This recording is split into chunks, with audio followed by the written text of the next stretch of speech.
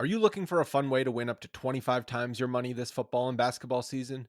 Test your skills on Prize Picks, the most exciting way to play daily fantasy sports. Just select two or more players, pick more or less on their projections for a wide variety of stats, and place your entry. It's as easy as that. If you have the skills, you can turn $10 into $250 with just a few taps. Easy gameplay, quick withdrawals, and injury insurance on your picks are what makes Prize Picks the #1 daily fantasy sports app. Ready to test your skills? Join the PrizePicks community of more than 7 million players who have already signed up. Right now, PrizePicks will match your first deposit up to $100. Just visit prizepicks.com/bluewire and use code BLUEWIRE. That's code BLUEWIRE at prizepicks.com/bluewire for a first deposit match of up to $100. PrizePicks, daily fantasy sports made easy. Today's episode is brought to you by Cars.com.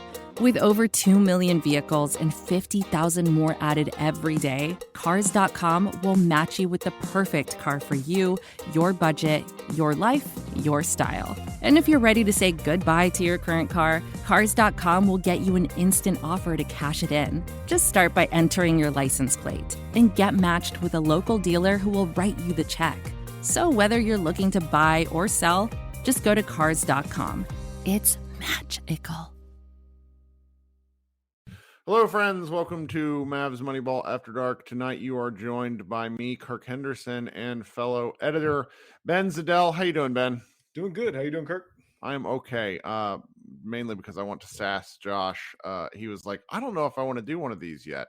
Just kidding. Josh was going to join us, but I gave him the night off because it's a long season and I am a lunatic. So Ben was kind enough to join us to start tonight. So what we're going to do tonight, and you guys got a little bit of this from me with the Moneyball Minute this morning, is we're going to kind of talk about some of the written content we have, but it's mainly because I just want to talk about these guys. We starting on Tuesday, after Media Day, we rolled out our player preview series, and we have all 15 guys written at this point, which is pretty amazing, but we're going to do one a day on weekdays until they're up. And I'm probably going to record these in groups of 3 or 4 guys, depending on how many we have, just because I want to talk about some of these players and sort of the expectations or really how we feel about them. I mean, it's preseason. We've not seen these guys play a minute yet, but I'm really ready to talk basketball. Our site has, all of a sudden just like flipped a switch and guys are ready to talk, which is great. And you were kind enough to join me. So excited. Thanks, Ben. Yeah. So we're going to lead off with the guy that you actually got us kicked off with. He's new to the team. Well, new to this team. JaVale McGee rejoined the team this summer, signing a 3-year deal. And he, you wrote the article. I'm going to link it in the feed. It's JaVale McGee arrives to shore up the Dallas Mavericks front court. McGee is, I'm going to let you lead off with McGee because I don't know how to feel. I like the signing in a vacuum, if that makes sense. It's not exciting as a signing when it's like the marquee free agent over the week. I mean, over the offseason, I guess you could say Christian Wood was that marquee free agent or marquee acquisition. Right. They got him in a trade. So it's really, when you sign a backup center, even though, we can get into the starting part, but essentially JaVale McGee is going to be a backup center. When you sign a backup center as your big free agent acquisition of the summer, that's kind of disappointing. But I think he's going to play a role. Hopefully the role that all Mavs fans envision is him, soaking up some of those Dwight Powell minutes that kind of killed the Mavericks last year, especially if there's this insistence of starting Dwight Powell. If you're going to say, hey, we're going to start JaVale McGee in place of Dwight Powell, I think he can be a little less of a defensive liability than Powell was last year. And you're talking, he's averaged 15 minutes per game in his career, I think. Yep. 17. 17. Okay. Yeah. So maybe it was 15 minutes last year. And then like in the playoffs last year, it was 11 minutes per game, I think. Mm-hmm. And that's pretty average for him. I've got that he averaged 9 the year before and 8 in the playoffs. So he's not, nobody's bringing it. The Mavericks had no thought of bringing this guy in to play 30 minutes a night. He's there, Boban. they needed a guy with size last year, and you would think Boban last year would kind of be able to fill that role, just an occasional big guy in the lane. That was something they were kind of missing last year. They had guys who could play the center position, but they weren't big. McGee is big, at least. Well, big is almost an understatement. So the thing about Dwight Powell that we are all pretty well aware of is that he has a neutral wingspan. He is a 6'11" player with a 6'11" wingspan, and that is never more clear than when he tries to play defense at the rim. JaVale McGee is a legit 7 foot tall. His wingspan is 7'6". Yeah. He is a athlete. Even at 34, he is an athlete. So it's like there are some measurable elements where I 100% understand why the Mavericks wanted it. You have to get 96 minutes a game between your center and your power forward position, your big man position. And even maybe even less than that if you're kind of, going small ball with only one traditional big. So what the Mavericks are trying to do is soak up minutes with functional players. Now, we all know this. Dwight Powell was the best roll man in the league.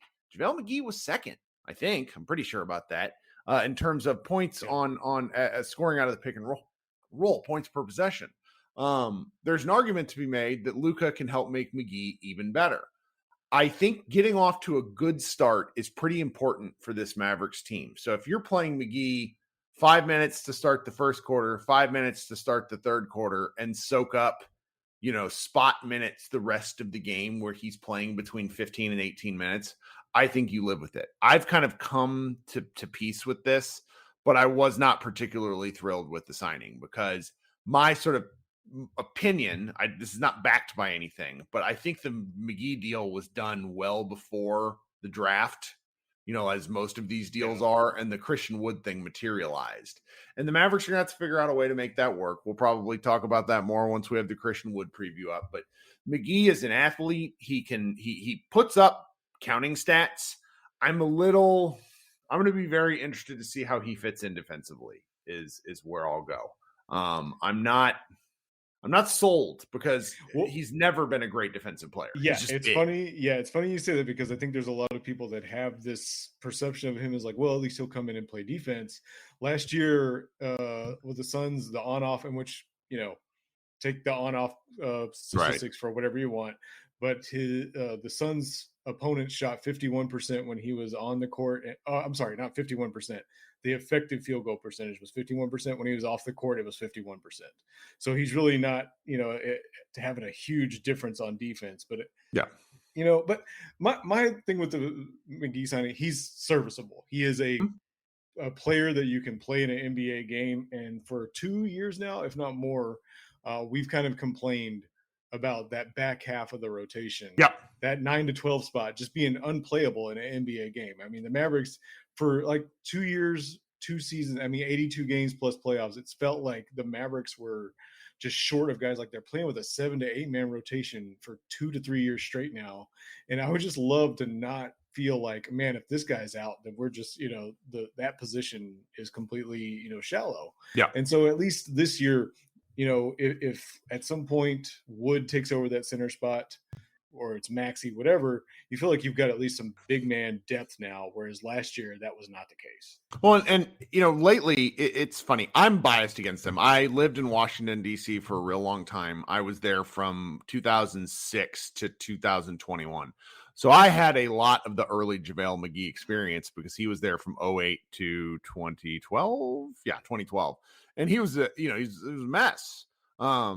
He's such an interesting athlete, but he just never has been able to play big minutes. And it seems, when he won 3 rings with, let's see here. He won two with Golden State. Yeah. Mm-hmm. And then he won 3 in a row. Yeah. Yeah. Well, he won 16, 17, 17, 18. Then he made it 19, 20. So that's right. Okay. Yeah.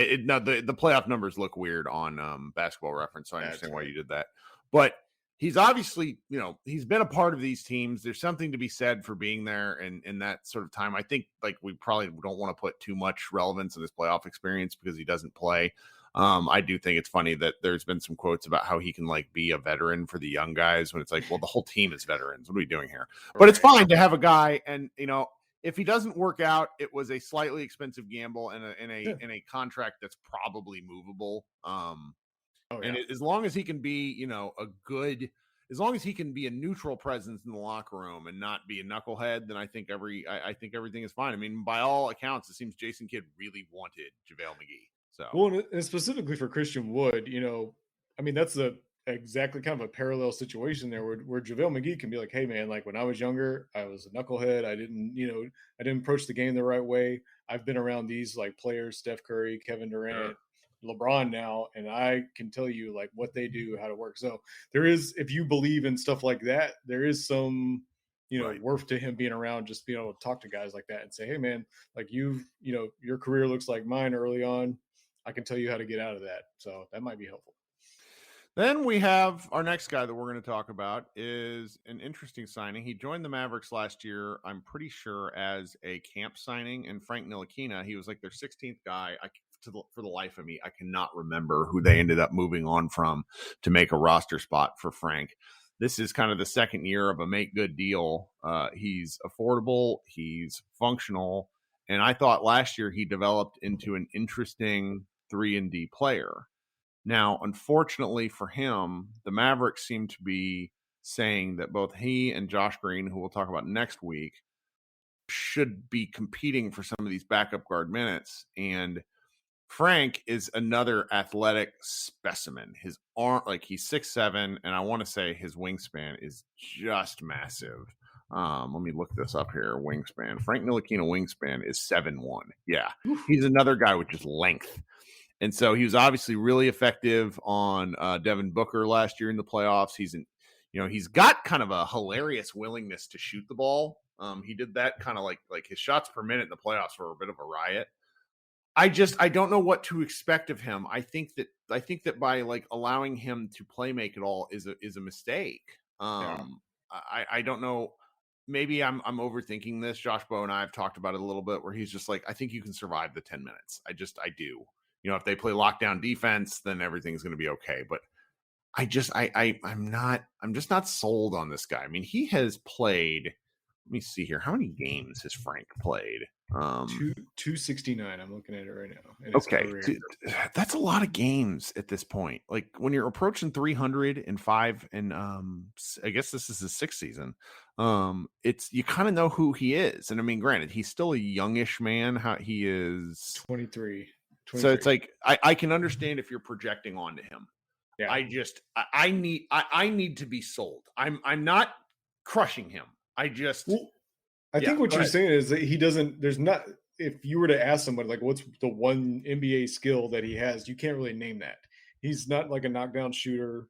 Like defense, I guess, like that would be the one thing you would say, like he's a really a good defensive player, but more and more in the NBA, you can't be a Tony Allen, right. There's just no room for that. You have to have some sort of ability on the offensive end to threaten, whether it's, getting to the basket or shooting a 3-pointer. You can be a limited offensive player, but you can't be a non-entity on the offensive end. That's what he is right now because he doesn't get to the rim.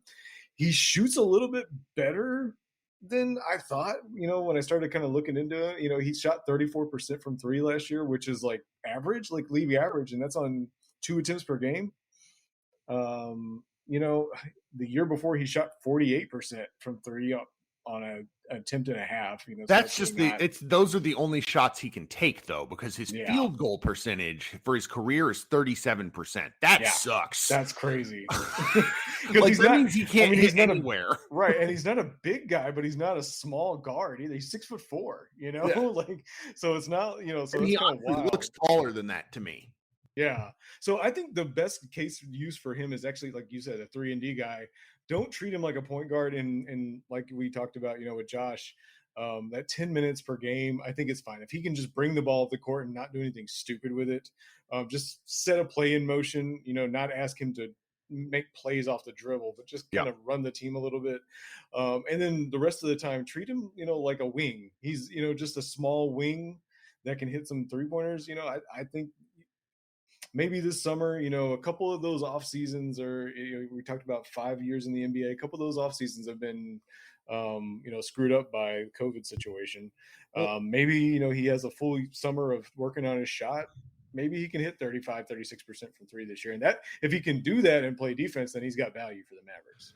Well, and then he had an injury that caused him to miss Eurobasket, and we don't Yeah. know what that injury was. Oh, I was Like, gonna. Okay, yeah. So see, because I completely tuned out to Eurobasket, so I did not know that.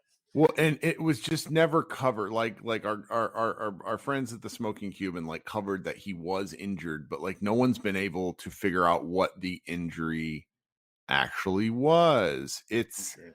and that now, granted, I've not heard anything from media day, so maybe he's fine. So it's one of those things that sort of inches into the corner of my mind. I suppose the thing with Frank for me is I am looking forward to being pleasantly surprised. I am very skeptical. The Mavericks need someone to pop. Could that be Frank? Could that be Josh? I don't like that would be great. As long as one of them figures out something, then the Mavericks are going to be in a better place. So, It's just it's a roll of the dice for me.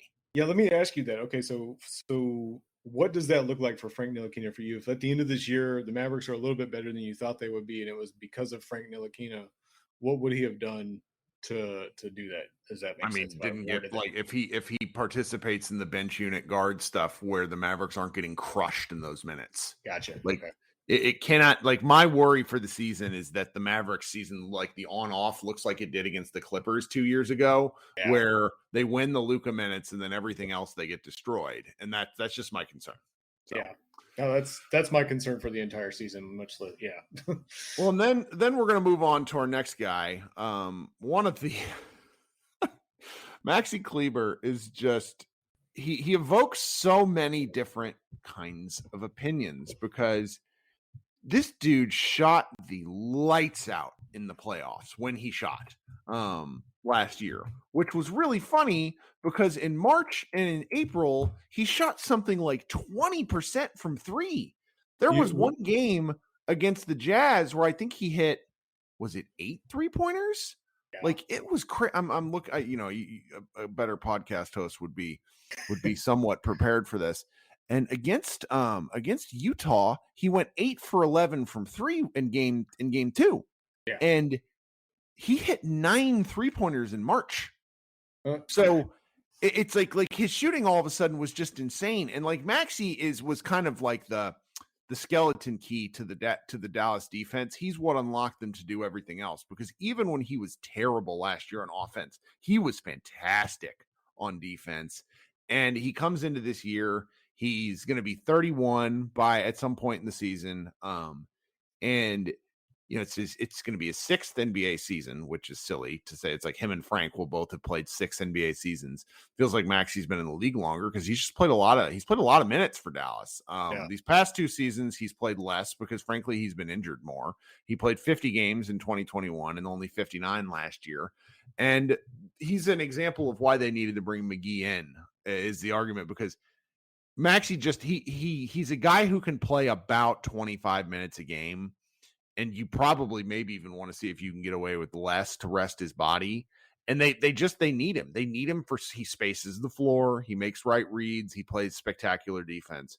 But he's also, it feels like he's kind of on the edge of a knife in terms of like his athleticism could completely go away. And if that's like so much of Maxi's game is based on confidence and rhythm. Like when he plays, like he gets into these both these funks and these highs where he's outstanding or he's terrible.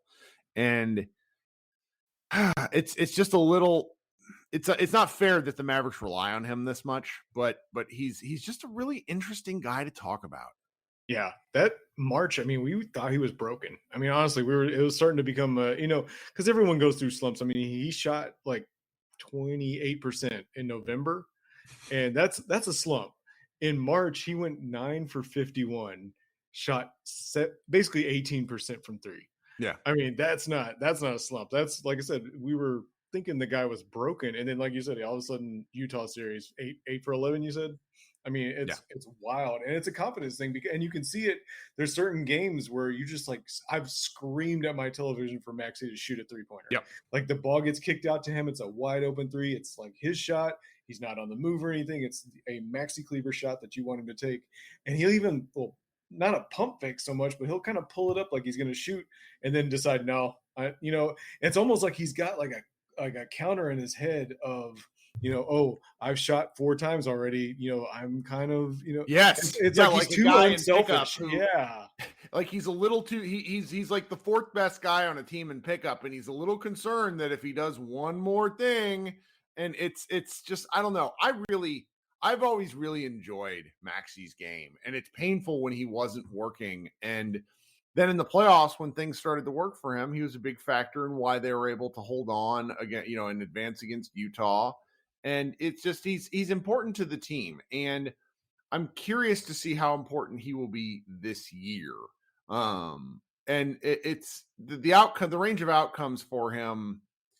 I think he matters a lot. Like if he gets hurt, back, knee, whatever the options could be for him, then that's going to spell some trouble for Dallas. Well, like I said, you talked about his confidence. I've said so many times that if Maxi Kleber believed he was as good as the rest of us believed, he'd be like a borderline all-star. Yep. Because the guy, like you said, he's got the versatility on defense that he can guard in the post, but he can actually go out on the perimeter and hold his own with those guys out there. And hold his own might be underselling him. He can really play out there. And then, like I said, he can hit shots. But it's all a confidence thing. Like it's basketball is one of those sports where you can like actually see the confidence drain out of a guy like in real time.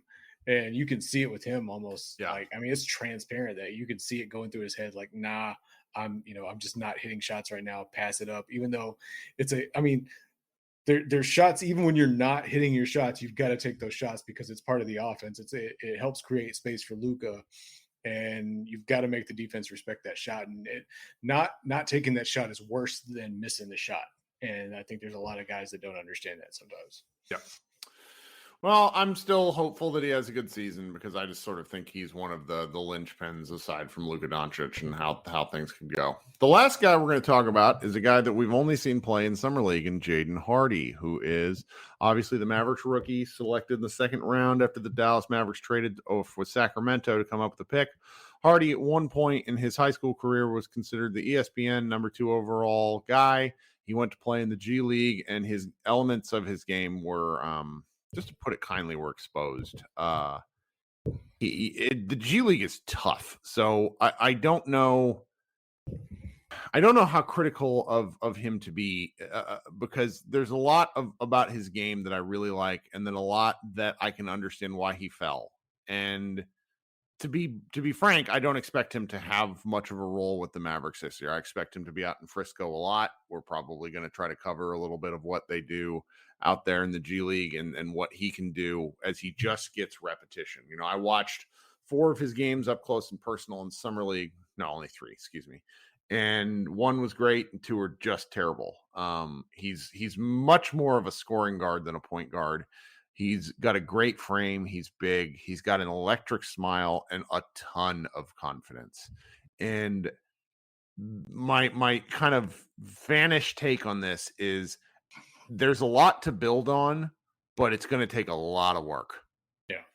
It's going to take a lot of reps. And much like, we don't have to get into Josh Green right now, but I wonder about the amount of reps he's going to get because there's just not a space for him to make mistakes on this team that, number one, best case scenario is going to be fighting for like a 3 to 4 seed, I think. Worst case scenario is going to be fighting for like a 6 to 7 seed to avoid that play-in tournament. And they just don't have the room for a rookie to make those mistakes. And he sees it like kind of like what you're saying. He seems to be the type that it's not, he needs room to like figure out what shots work in the NBA and what shots don't. And that's part of the big, learning curve for like younger guys is when they're younger, they can get away with like, because they're more talented than everybody else in the court, hands down.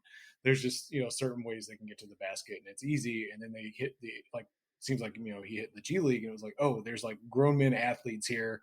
I'm not just going to be able to get past them. I'm actually going to have to figure out, like different ways, different angles to get to the basket. He shot really badly in the G League. It's small sample size. It's only 12 games, but 27%. I like his shot. I just like his shot. Like there's, again, Josh Green is a fair comparison point because Green's shot was busted. This guy's shot is crisp. it's confident and he's willing to take the shots. And I think that I don't see him, it's not like you want to say he's a replacement for anyone, but like I could see him doing elements of what Tim Hardaway has done in the Mavericks offense, which is, catch, shoot, catch, take one dribble, shoot, very like quick decision, simple read, like stuff if he's ever going to play this year. Lord knows if he will, but I'm interested. Like I'm piqued because you just don't, I don't know, like you just don't go from being one thing to being something else. As I understand it, and I could be wrong here, he seemed to be like much more physically developed than some of his peers, which is why he was kind of dominating earlier in his prep career. And then maybe just elements of his game, when guys start to catch up physically, the rest of the, because he's not a superior athlete. Like he's a good athlete, but he's not like one of the quickest guys in the draft or anything like that. But he's still an NBA level athlete. And, I think like if he gains some strength, if he also develops his handle was kind of shockingly rough. But again, he's like willing to put the ball on the floor. It's just the read on him in summer league was if you send a second guy at him, he's going to turn the ball over, and that's kind of what happened. So I don't know. It's going to be like a season where we occasionally probably check in on Mr. Hardy and say, oh, that's nice. Well, I wonder what he's going to do for the team. And for me, that's kind of enough right now. Yeah, and I can say, I mean, for me, whenever a guy goes down to the G League, it should be easier for him because he's been in the G League already.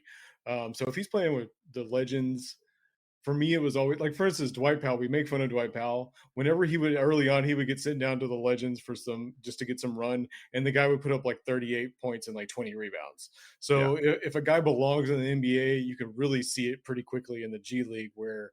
Once they get things figured out, I mean, they just torch everybody down there. It's not like minor league baseball where a guy just wastes away down there, even though he's doing good. It's pretty obvious that they don't belong in the G League pretty quick. So yeah. Well, this was, what I'd hoped to get out of our time here, talking a little bit about these guys. The preseason starts. When does it start? I should know this stuff, but I think Wednesday. Yeah, Wednesday. Yeah, and if we'll be covering that, and we got a fair amount of stuff coming out over the weekend. We'll probably wildly overreact to the first preseason game, which is against the Jazz. That's it. It's 8:00. Oh no, never mind. That's the last game. So they play the Thunder on the 5th at 7:00. So we'll be here for that. I'll probably do a live show maybe Friday or over the weekend just to kind of touch base with folks. I like talking to people. And then, maybe me and Josh will be back at some point to do, another one of these recap pods. I'm not sure. We'll see how things go. Thanks for joining me, Ben. No problem. It's always fun to be here. All right, guys. Kirk and Ben, Mavs Moneyball. Please check out the site. We're pumping out content, and we're really looking forward to the season. Please rate and review. That sort of stuff very much helps me, and I appreciate all of you. Everybody have a good Friday.